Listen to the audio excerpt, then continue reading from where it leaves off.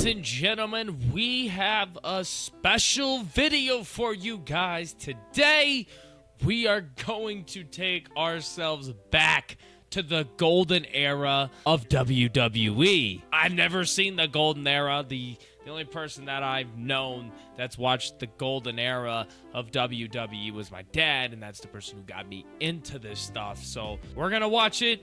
We're going to review it. Let's get right into this banger. If you ask fans today about what was the greatest period in WWE history, many will tell you that it was the Attitude Era. But there was another time which came before Facts. that, the original boom for the WWF. Hell, Hey, I have asked older generation, newer generation, and a lot of people said the Attitude Era. A lot of people said this era specifically were the two best, and that all the rest of them were trash. this was really the origin point of the company as we know it now, a sports entertainment spectacular, as so much of the rulebook that is followed today was written here. But just what made it so special? Well, that's exactly what we're going to be looking at right now. Let's get it. But before we go into detail about the golden era, we have to first provide some context about what the wrestling industry was like prior to this. Back in the 70s and before, in North America at least, it was divided into a number of territories, with a promoter of Subscribe each of to these Wrestle with Andy, territories y'all. running it like its own kingdom. If, for example, you went down to Memphis, then it would be all about Jerry Lawler and Jerry Jarrett's Continental Wow. Wrestling Association. And if you instead went over to Dallas, then you'd find Fritz von Erich's World-Class Championship Wrestling ruling the roost. Of course, that was only a tiny percentage of the major territories operating during the 60s, 70s, and early 80s. Outside of them, there were also places like Championship Wrestling from Florida, Mid-South Wrestling, Jim Crockett Promotions, the American Wrestling Association, Pacific Northwest Wrestling, Stampede Wrestling, and of course, the Worldwide Wrestling Federation. Hell, even over in Japan, you had official National Wrestling Alliance affiliates like Giant Baba's All Japan Pro Wrestling. But while every one of these had their own dedicated fan bases amongst the local populace, the WWF, or Worldwide Wrestling Federation to give it its full name, had one major advantage in that it was in the New York territory, so it was a very attractive one for many performers to head over to. Yes, one thing you could always count on if you did a spell in New York during this era was that you were going to be paid very well. And on top of that, you were also going to get the chance to work with big stars like Bruno Sammartino, Bob Backlund, and superstar Billy Graham.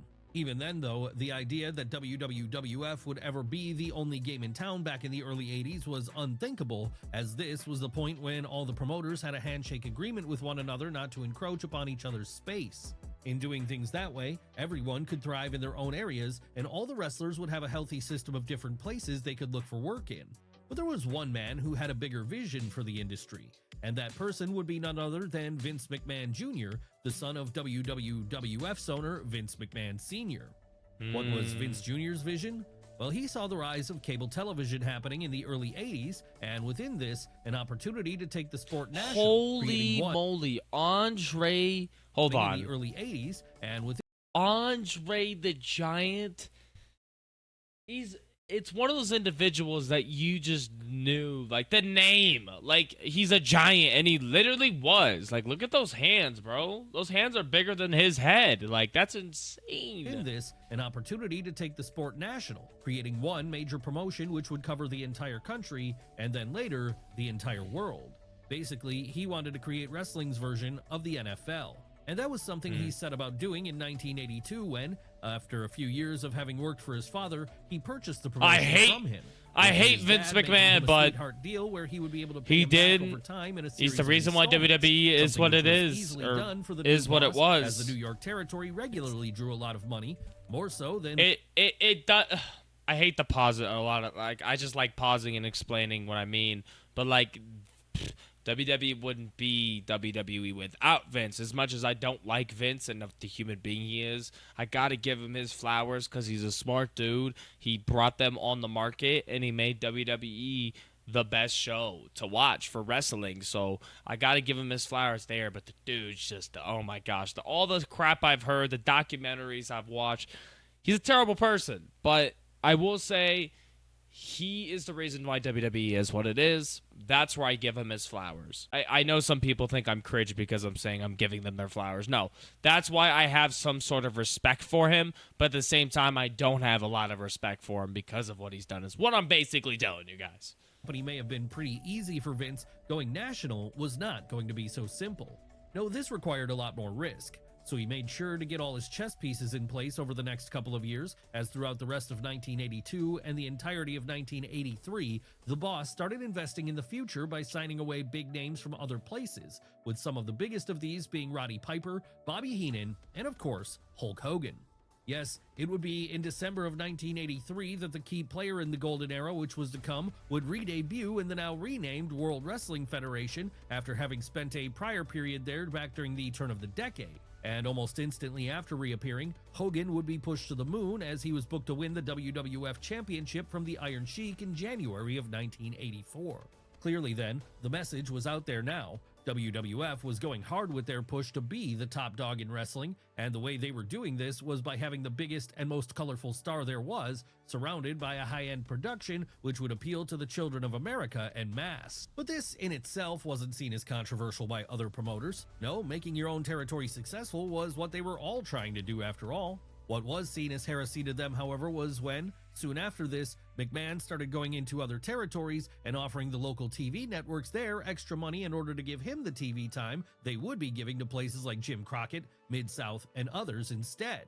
Hell, one of the most famous incidents of this, the one which saw Georgia Championship Wrestling's time slot suddenly turn into WWF's one out of the blue one day, would later come to be known as Black Saturday, and it would represent a huge line in the sand in the industry's history, a definitive before and after point.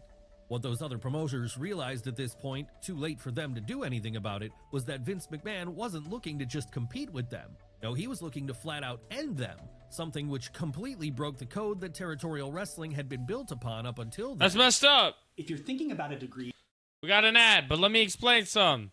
This is why I don't like Vince, man. I know this is like how life is. A lot, in order to be the best, you have to beat out the other comps, like other competition. But, like they had a kind of a code, and it's one of those like things that like it's never written in, paper, and you can't do it entirely. But it was always like that code of don't bother our place and we won't bother yours, and it was a respectful thing, have multiple wrestling companies that people can watch from their area specifically. So he kind of just tried to overtake them, which he most likely in this video will tell me that he did. Vince became the top dog.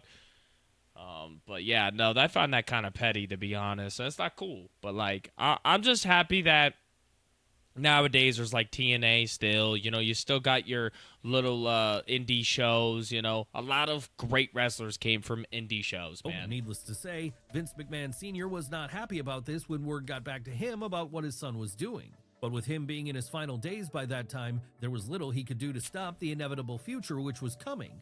A future which would reach its final form when, in early 1985, Vince Jr. made a deal with MTV to start airing special events on their network, the most important of which would be the War to Settle the Score on February 18th of that year, a show which was headlined by a match pitting Hulk Hogan against Roddy Piper for the WWF title.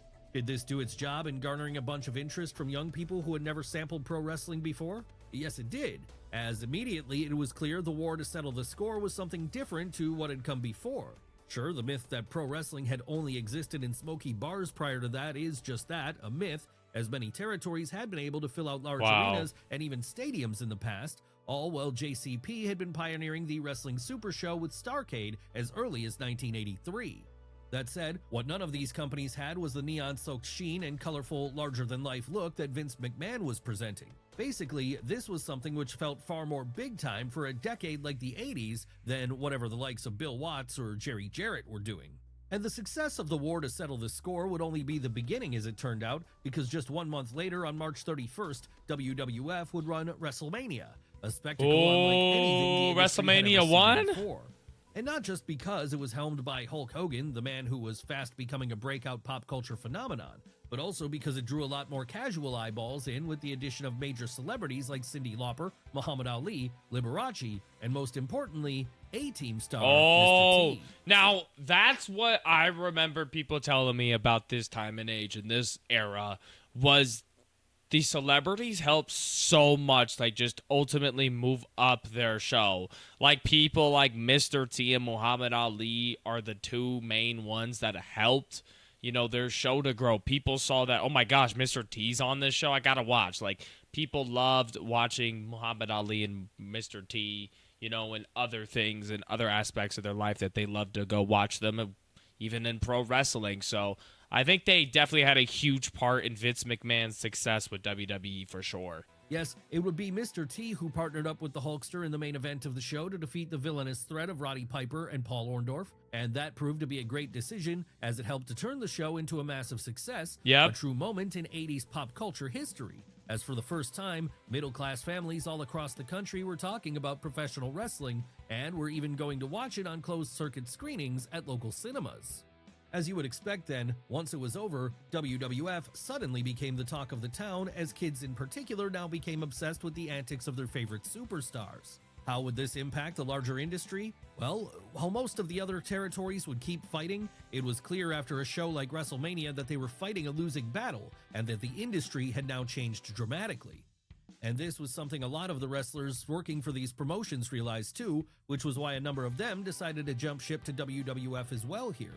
We're talking about names like Ted DiBiase, Jake Roberts, and Junkyard Dog leaving Mid-South, the Honky Tonk Man exiting stage right from Stampede, and perhaps most importantly, Macho Man Randy Savage taking his leave from Macho Memphis. Man. That's right, if Hulk Hogan was the undisputed ace of the Golden Era, then Randy Savage was a strong number 2, with his excellent in-ring skills and fantastic larger-than-life character proving to be a huge hit with fans as soon as he arrived in WWF in the summer of 1985. That said, during those early days, he would technically be a heel, with it being his villainous antics which were brought to the forefront as he gained control of the Intercontinental title. And he'd still be in possession of that belt by the time WrestleMania 3 came around, and he had a true Matt Classic, probably the best in-ring effort of the Golden Era, against Ricky the Dragon Steamboat here. But while Savage Steamboat might have been the best wrestling match at WrestleMania 3 by a clear distance, it wasn't the bout which drew the house. No, after WrestleMania 2 had been seen as something of a disappointment following the blow-away success of the first installment, with it largely overreaching itself by trying to air live from 3 different cities at once, the third entry in the series would do something almost unparalleled by taking pro wrestling to an all-new height. How did it do this? Well, on March 29, 1987, 78,000 people would be packed into the Pontiac Silverdome in My dad used to tell me how great this feud was. He used to tell me, yo, Andre the Giant and Hulk Hogan was the greatest thing to happen. And this is back when I'm young and I'm watching Rock and Cena at WrestleMania. But, like, never believed that this type of feud would work. And now I'm kind of like, okay, I see Hulk Hogan being the babyface and Andre the Giant just being a massive problem for Hulk Hogan. And just, I've heard so many good things about this feud, and honestly have to go back and watch it to, give my own review on it. Michigan to watch the historic showdown between Hulk Hogan and Andre the Giant. Clearly then, from a spectacle standpoint, this was the high watermark of the Golden Era, as it was an achievement the company wouldn't be able to best for years thereafter, a true sign that wrestling had entered a new stratosphere in terms of mainstream acceptance. And this would lead to WWF only continuing to grow in popularity with kids, now all across the world, as following the success of Hogan Andre, the WWF merchandise machine went into overdrive, and you couldn't walk around a playground without at every turn seeing Roddy Piper t-shirts, Randy Savage lunchboxes, Jake Roberts school bags, or kids talking about the latest episode of the Hulk Hogan's Rockin' Wrestling Saturday morning cartoon. Truly, it's impossible to overestimate just how huge WWF was back then. It became a bona fide piece of pop culture iconography, a slice of 80s Americana on the level of Back to the Future or Michael Jackson. And the promotion would continue to grow from here, as over the next few years, they added more major shows to their calendar in the form of Survivor Series, SummerSlam, and the Royal Rumble, with the latter of these becoming particularly popular on account of it being the home of the titular 30-man over-the-top Battle Royal, arguably the greatest gimmick match ever created. Hell, so popular were Vince McMahon and company here that when Andre the Giant conspired with the $1 Million Man Ted DiBiase to screw Hulk Hogan out of the WWF title at February 5th, 1988's The Main Event on NBC, a staggering 33 million people would be watching all around America. But while this shocking moment, which was seen by so many, marked the end of Hogan's first world title run in WWF, it wouldn't leave fans without a babyface champion for long. Because at WrestleMania 4, a couple of months later, a newly babyface Randy Savage would win a one-night tournament to become the new top dog in WWF. And while this could have been seen as a risky move on the face of things, taking the belt off of the face of the company, the Macho Man proved to be so over, business would remain just as strong with him as the man. Wow. So over would he be, in fact, he'd keep a hold of that belt for the next year, all while Hulk Hogan took a few months off to start his burgeoning film career with a starring role in No Holds Barred. And when he returned from his sabbatical in the summer, he'd start a program with Savage which in many ways marked the creative peak of the golden era, the saga of the Mega Powers. What made the Mega Powers angle so great? Well, it saw the undisputed top 2 stars in Vince McMahon's promotion partner up throughout the second half of 1988. But it wasn't all good times amongst the pair. No, as the months went on, the Macho Man started growing more and more jealous of the Hulkster as he came to believe that Hogan had lust in his eyes for his on-screen valet and real-life wife, Miss Elizabeth. And that would all reach a head in early 1989 when, in a now classic scene, the Mega Powers exploded after Savage turned heel on his partner, with this causing a one-on-one match between them to be booked for WrestleMania 5. One in which the WWF title would be on the line. Wow. As you would expect then, that match ended with Hogan regaining the The WWF development, title. like, listen, bro, like, such a simple concept, right? I mean, kind of, like, obvious, to be honest. Like, going after Queen Elizabeth, I mean, Hulk Hogan just probably being a fiend like he's always has been. But, like, you know, I believe that, like, this simple concept stuff work, you know, like they work so well. I feel like Triple H sometimes complicates storylines, you know, and he doesn't have to be that complicated to make it good. You know what I'm saying? It could be the simple stuff. This stuff worked, and I don't know, some of it doesn't work now. This is back in the 80s, so some of the stuff that probably doesn't work now, right? All these concepts have already been like done and ran through. Like, so many people have done these storylines, but some of this stuff you can easily bring back and it works, you know. But I honestly, like, Randy Savage is one of my favorites from the 80s. I mean, like I said, I didn't watch much of the 80s wrestling, but Randy Savage and Ultimate Warrior were some of the, like, most fun characters to watch in this time. And in doing so, he solidified his spot as the ace of the era and the biggest star wrestling had ever seen at that time. Honestly, while many members of the roster were full-blown household names come the late 80s, specifically people like Jake the Snake Roberts, Macho Man Randy Savage, the Million Dollar Man Ted DiBiase, and Rowdy Roddy Piper, the Hulkster was on another level altogether, just as recognizable to many kids as Santa Claus or Mickey Mouse. That said, there was a challenger to his crown who had started rising up the ranks by this point, one who went by the name of the Ultimate Warrior.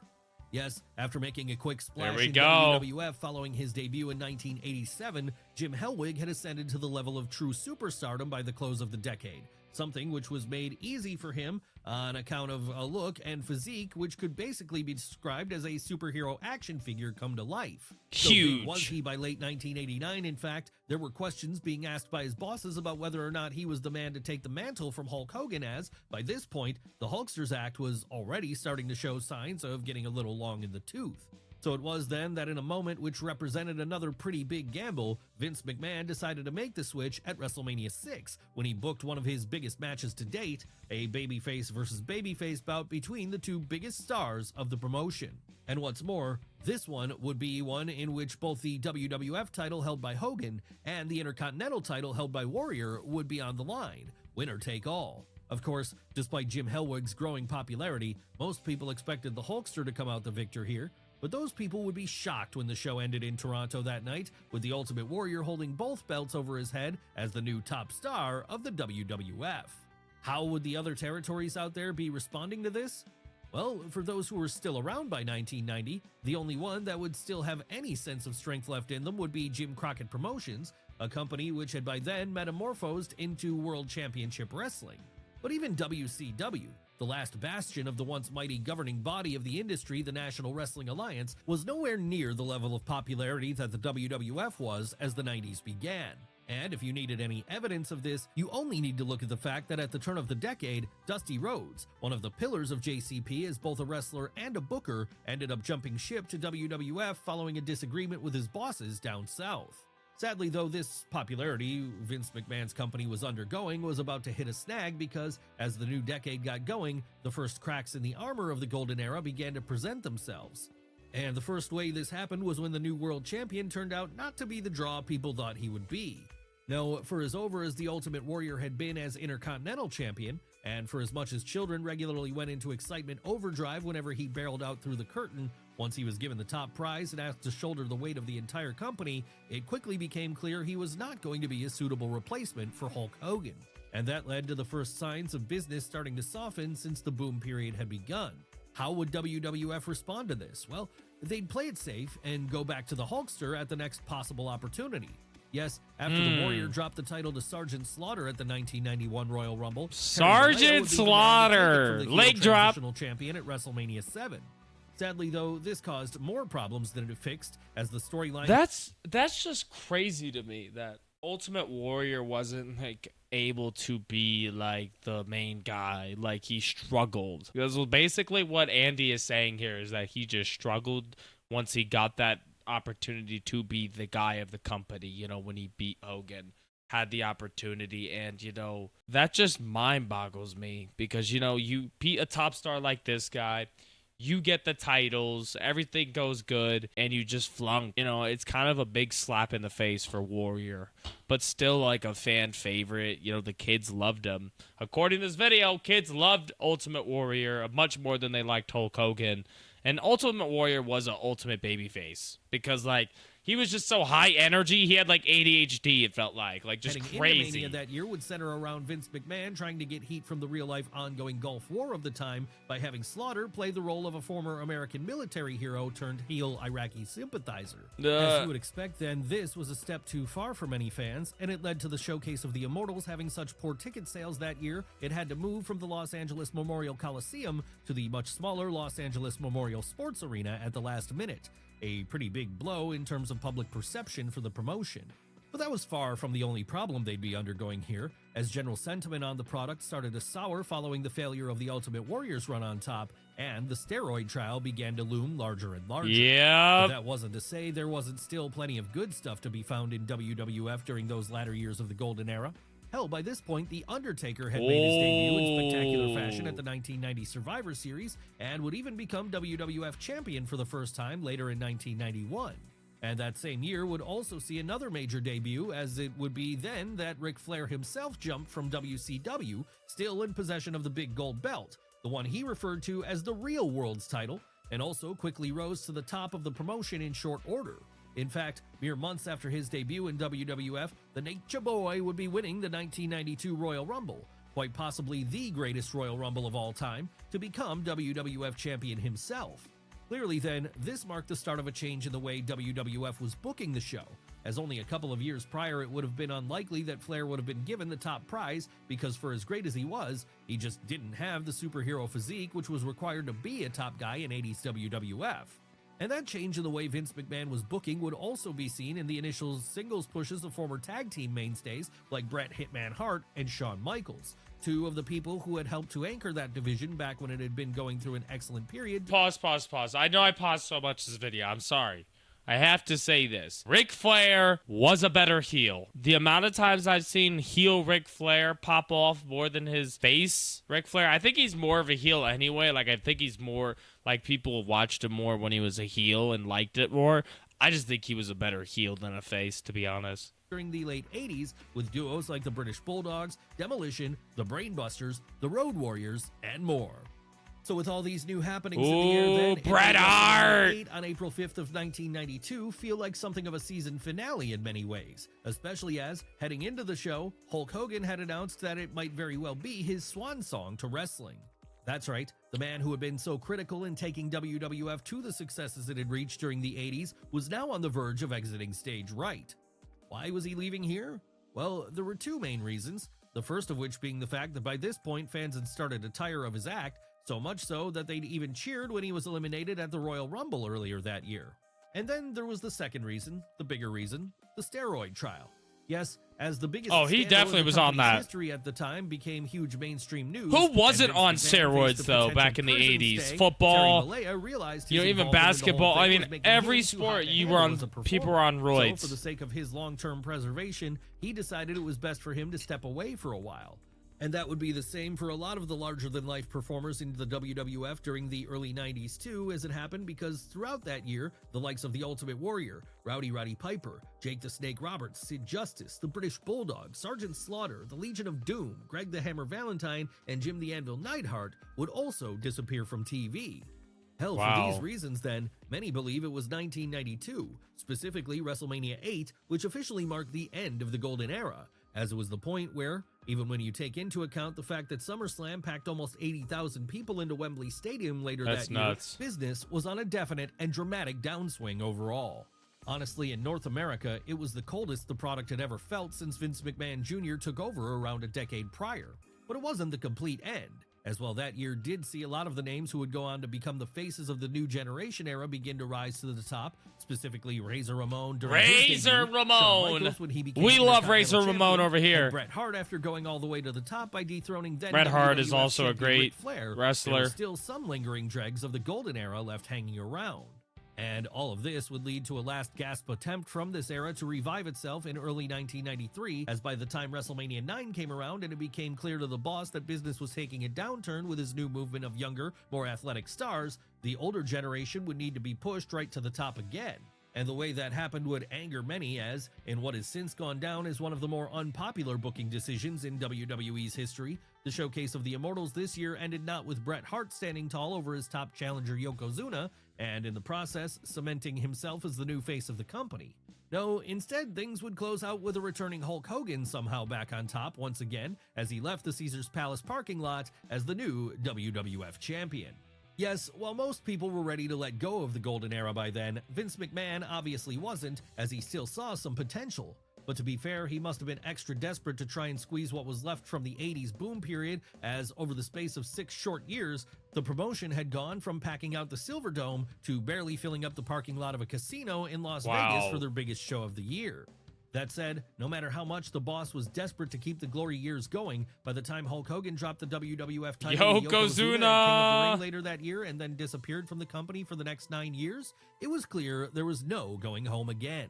No, despite the company trying in vain to recreate the Hulk Hogan character with Lex Luger later in 1993, the golden era was now over, with the official end by some people's metrics coming with the full-blown coronation of Bret Hart at WrestleMania 10.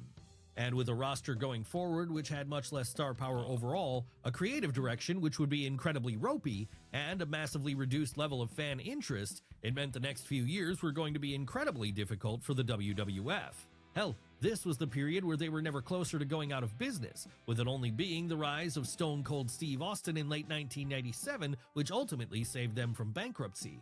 Still, even if the new generation was a low point for many fans, it was a necessary one, as there was just no way the heights of the 80s could have kept going when the world had changed so much by the early to mid-90s. Hell, even if the steroid trial hadn't come along, fans were getting tired of the antics of people like Hulk Hogan anyway, as it all felt a little passé after a decade had passed since it begun. But even if it was no longer popular by 1993 and 1994, when the golden era had been cooking, it had been so hot that it made an entire generation of kids fans for life. Really, if you're of a certain age, then this will always represent the peak of wrestling to you, as it was the first time the industry fully broached the mainstream and became a bona fide pop culture sensation.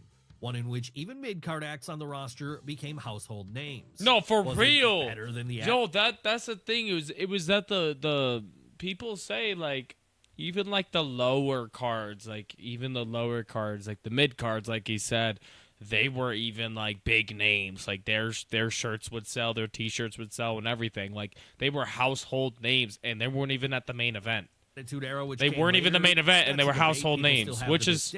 Of course, if you believe it's like that now. WWE's high watermark, it's no doubt because of iconic moments like Hulk Hogan body slamming Andre the Giant, the Mega Powers exploding, and the debut of The Undertaker, just to name a few. Really, it was a time which will never be able to fully be replicated, as it is so tied with the decade in which it happened. Fair. A decade in which cartoon superheroes were real, and they could be seen every week taking part in gladiatorial battles of good and evil inside a WWF ring. Wow, Wrestle with Andy right here, ladies and gentlemen. Go subscribe. But I hope you guys enjoyed this video. I will leave Wrestle with Andy's links down below on the description. And I'll catch you guys in the next one. Peace out.